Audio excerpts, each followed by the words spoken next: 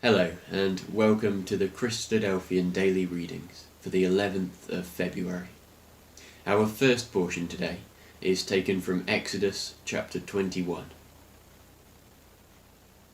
Now these are the judgments which thou shalt set before them.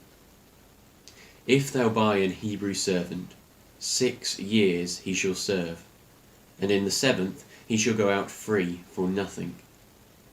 If he came in by himself, he shall go out by himself. And if he were married, then his wife shall go out with him. If his master hath given him a wife, and she have borne him sons or daughters, the wife and her children shall be her master's, and he shall go out by himself. And if the servant shall plainly say, I love my master, my wife, and my children, I will not go out free, then his master shall bring him unto the judges. He shall also bring him to the door, or unto the doorpost, and his master shall bore his ear through with an awl, and he shall serve him for ever. And if a man sell his daughter to be a maidservant, she shall not go out as the men servants do.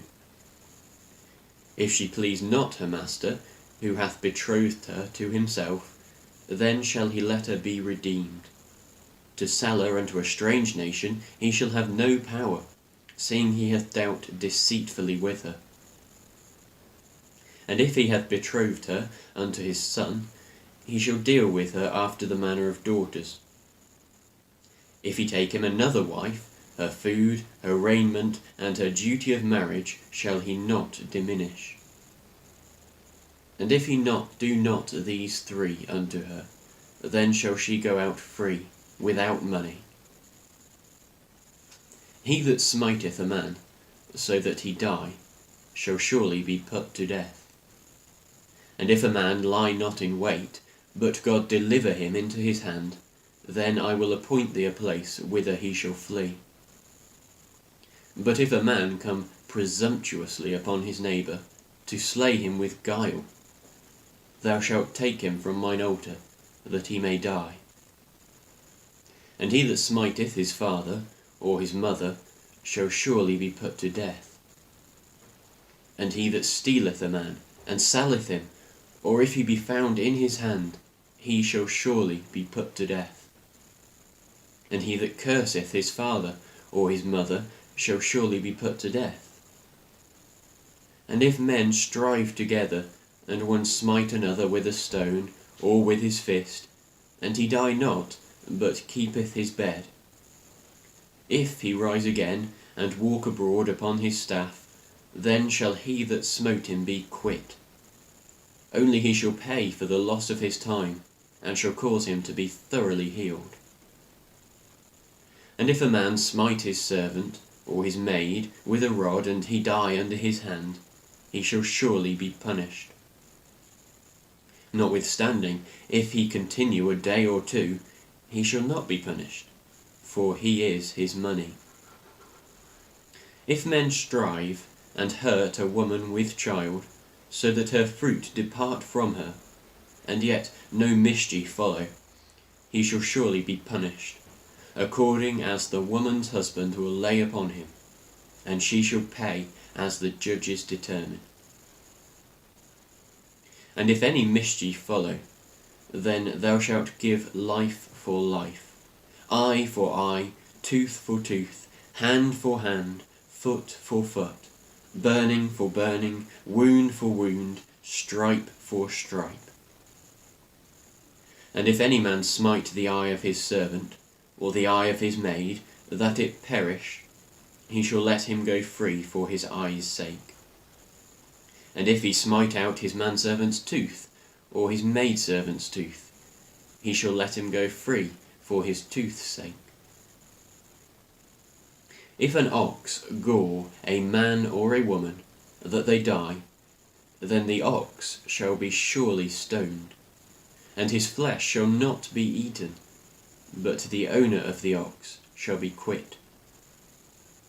But if the ox were wont to push with his horn in time past, and it hath been testified to his owner, and he hath not kept him in, but that he hath killed a man or a woman, the ox shall be stoned, and his owner also shall be put to death. If there be laid on him a sum of money, then he shall give for the ransom of his life whatsoever is laid upon him. Whether he have gored a son, or have gored a daughter, according to this judgment shall it be done unto him. If the ox shall push a manservant or a maidservant, he shall give unto their master 30 shekels of silver, and the ox shall be stoned. And if a man shall open a pit, or if a man shall dig a pit, and not cover it, and an ox or an ass fall therein, the owner of the pit shall make it good, and give money unto the owner of them, and the dead beast shall be his. And if one man's ox hurt another's, that he die, then they shall sell the live ox, and divide the money of it, and the dead ox also they shall divide. Or if it be known that the ox hath used to push in time past, and his owner hath not kept him in, he shall surely pay ox for ox, and the dead shall be his own. Our second portion is taken from Psalm 74. Maskil of Asaph. O God, why hast thou cast us off for ever? Why doth thine anger smoke against the sheep of thy pasture? Remember thy congregation, which thou hast purchased of old, the rod of thine inheritance, which thou hast redeemed, this Mount Zion, wherein thou hast dwelt. Lift up thy feet unto the perpetual desolations, even all that the enemy hath done wickedly in the sanctuary. Thine enemies roar in the midst of thy congregations. They set up their ensigns for signs. A man was famous according as he hath lifted up axes upon the thick trees. But now they break down the carved work thereof at once with axes and hammers. They have cast fire into thy sanctuary. They have defiled by casting down the dwelling place of thy name to the ground. They said in their hearts, let us destroy them together. They have burned up all the synagogues of God in the land. We see not our signs. There is no more any prophet, neither is there any among us that knoweth how long. O God, how long shall the adversary reproach? Shall the enemy blaspheme thy name for ever? Why withdrawest thou thy hand, even thy right hand? Pluck it out of thy bosom. For God is my King of old, working salvation in the midst of the earth. Thou didst divide the sea by thy strength. Thou breakest the heads of the dragons in the waters. Thou breakest the heads of Leviathan in pieces, and gavest him to be meat to the people inhabiting the wilderness. Thou didst cleave the fountain and the flood. Thou driest up mighty rivers. The day is thine, the night also is thine. Thou hast prepared the light and the sun. Thou hast set all the borders of the earth. Thou hast made summer and winter. Remember this, that the enemy hath reproached, O Lord, and that the foolish people have blasphemed thy name. O deliver not the soul of thy turtle-dove unto the multitude of the wicked. Forget not the congregation of thy poor for ever. Have respect unto the covenant, for the dark places of the earth are full of the habitations of cruelty. O let not the oppressed return ashamed. Let the poor and needy praise thy name. Arise, O God, plead thine own cause. Remember how the foolish man reproacheth thee daily. Forget not the voice of thine enemies. The tumult of those that rise up against thee increaseth continually. Our third portion is taken from Mark chapter 7.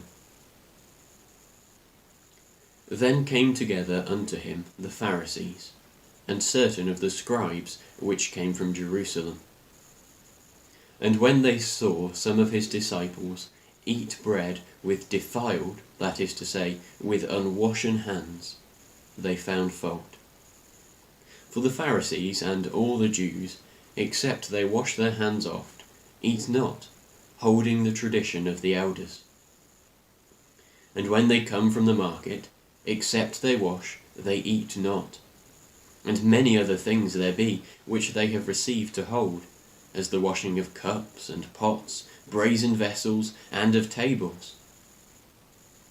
Then the Pharisees and the scribes asked him, Why walk not thy disciples according to the tradition of the elders, but eat bread with unwashen hands?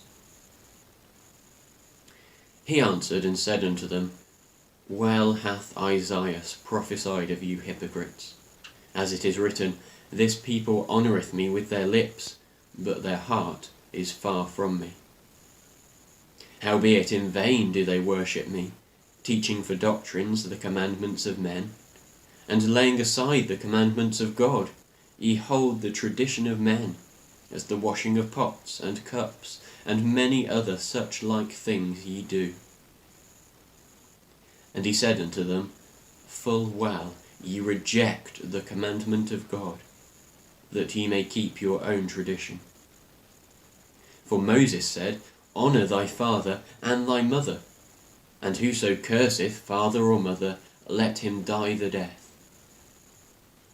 But ye say, If a man say unto his father, It is Corban, that is to say, a gift, by whatsoever thou mightest be profited by me, he shall be free.